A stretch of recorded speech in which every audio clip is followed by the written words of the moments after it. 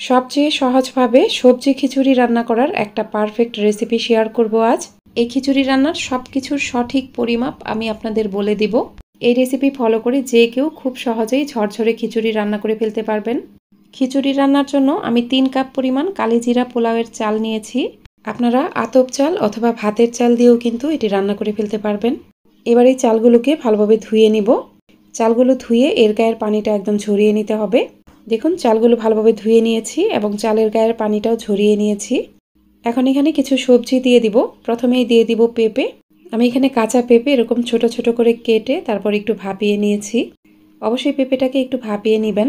এরপর নিয়েছি কিছু মিষ্টি কুমড়া, কিছু কেটে নেওয়া বরবটি দিয়ে দিলাম ছোট ছোট করে কিউব করে কেটে নেওয়া আলু, দিয়ে দিলাম কিছু গাজর।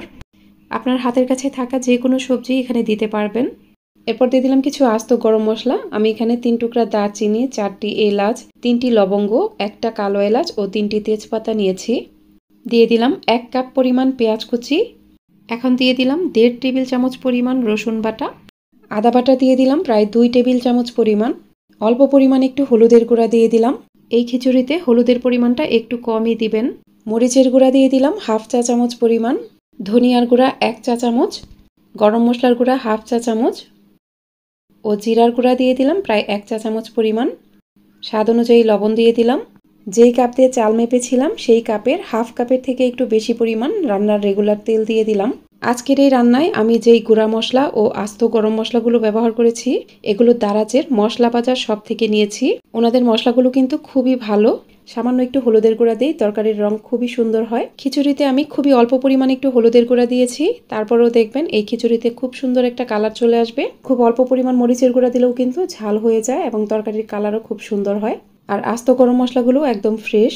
আমার কাছে পার্সোনালি ওনাদের মশলাগুলো খুবই ভালো লেগেছে। আমি প্রথমে এটা কয়েকদিন ব্যবহার করেছি, তারপর আপনাদের সাথে শেয়ার করলাম। আমি ডেসক্রিপশন বক্সে অথবা এই ভিডিওর কমেন্টে ওনাদের শপের লিঙ্কটা দিয়ে দিব, আপনারা দেখে নিতে পারেন। দেখতেই পেলেন আমি সবকিছুই খুব ভালোভাবে হাত দিয়ে মেখে নিয়েছি। এবার চুলাটা জ্বালিয়ে এটা অনবরত নাড়তে থাকবো। এই সবকিছুই অনবরত নেড়ে খুব ভালোভাবে ভেজে নিতে হবে।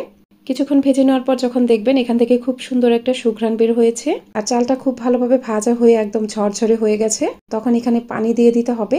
দেখুন আপনারা দেখেই নিশ্চয়ই বুঝতে পারছেন চালটাকে আমি কতটুকু ভেজে নিয়েছি। এটা একদম ঝরঝরে করে ভেজে নিতে হবে। চাল থেকে একটা সনসন আওয়াজ পাওয়া যাবে। এখন এখানে পানি দিয়ে দিতে হবে। আমি যেই কাপ দিয়ে চাল মেপেছিলাম ঠিক একই কাপ দিয়ে পানিটাও মেপে নিতে হবে।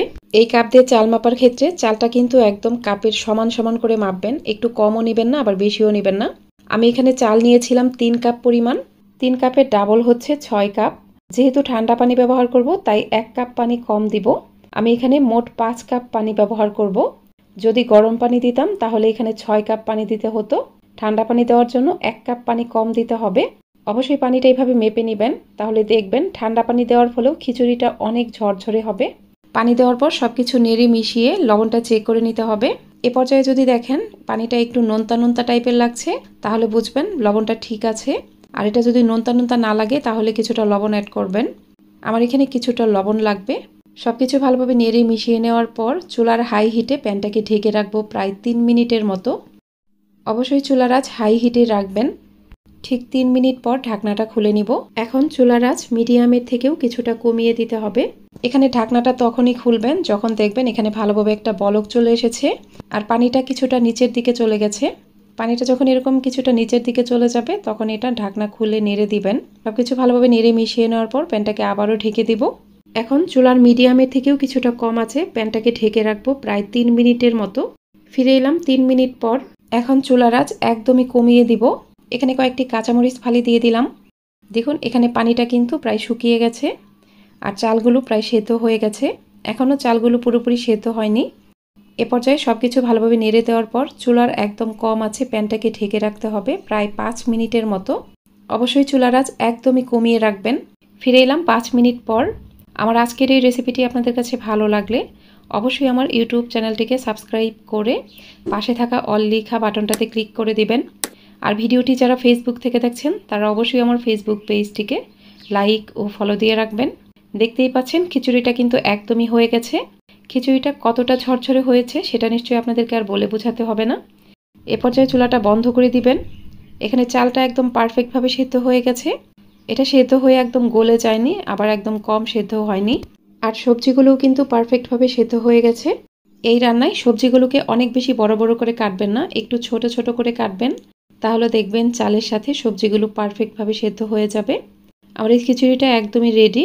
আজকের এই রেসিপিটি আপনাদের কাছে ভালো লাগলে অবশ্যই একটা লাইক দিবেন, কমেন্ট করে জানাবেন ভিডিওটি আপনাদের কাছে কেমন লাগলো। আজ তাহলে এখানেই বিদায় নিচ্ছি। সবাই অনেক বেশি ভালো থাকবেন। আল্লাহ হাফেজ।